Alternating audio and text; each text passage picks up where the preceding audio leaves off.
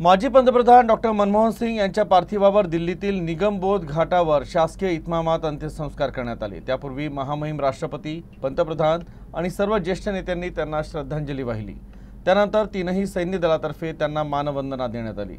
अखेर माजी पंतप्रधान डॉक्टर मनमोहन सिंग पंचतत्वात विलीन झाले।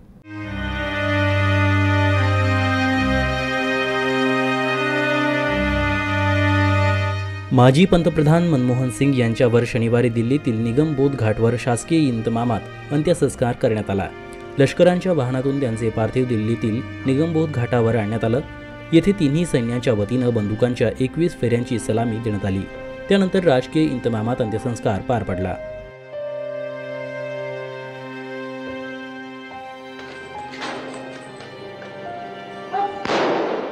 राष्ट्रपती द्रौपदी मुर्मू, पंतप्रधान नरेंद्र मोदी, गृहमंत्री अमित शाह, काँग्रेस अध्यक्ष मल्लिकार्जुन खड़गे, सोनिया गांधी, राहुल गांधी आणि सर्व ज्येष्ठ नेत्यांनी माजी पंतप्रधान डॉक्टर मनमोहन सिंग यांना श्रद्धांजली वाहिली।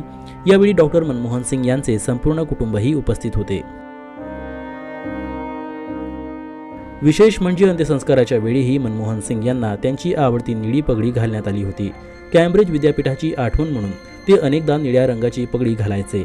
शेवटच्या क्षणीही त्यांच्या भावनांचा आदर केला गेला।